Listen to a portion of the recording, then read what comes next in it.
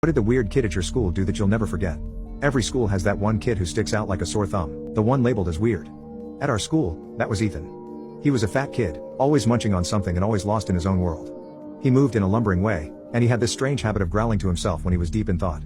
He was different, and in high school, different was synonymous with weird. One day, during Mr. Garlow's math class, Ethan did something we'd never forget. He was seated at the back, his giant backpack on the desk in front of him. He reached into the bag and pulled out a jumbo-sized bag of goldfish crackers. As Mr. Garlow droned on about algebraic equations, Ethan noisily munched on his goldfish. The crunching was so loud that it was impossible to ignore. Mr. Garlow, a man known for his patience and usually indifferent to classroom eating, finally lost it. "Ethan, put away the food.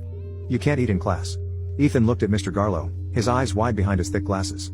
With a huff, he reluctantly put the bag back into his backpack. He started growling under his breath, his fingers drumming against his desk in an irregular rhythm, a sign that he was agitated.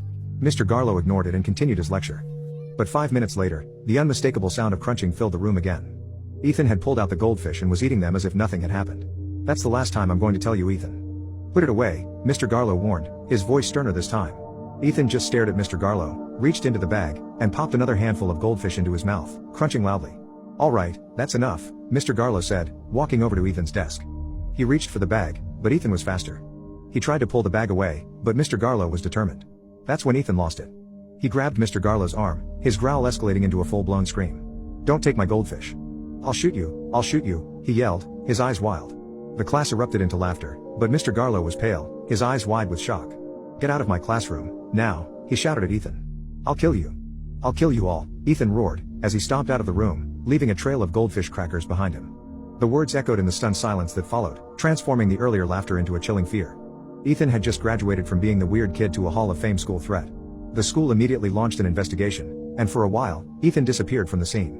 Rumors flew around the school corridors like wildfire. They said he was severely punished for threatening to shoot up the school over a bag of goldfish. Whispers of expulsion, suspension, mandatory counseling, and even police involvement filled the void left by his absence. Ethan was gone for 2 weeks. During that time, an eerie calm settled over the school. Every laughter was hushed, every joke about Ethan felt inappropriate, replaced instead by nervous glances and whispered concerns. The dull atmosphere of Mr. Garlow's math class was replaced by a tense silence, the ghost of Ethan's threat still hanging heavy in the air. When Ethan finally returned, he was a changed person. He was quieter, more subdued.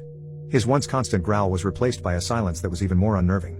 He kept to himself, never making eye contact, never speaking unless spoken to. His giant backpack was now barren of any snacks.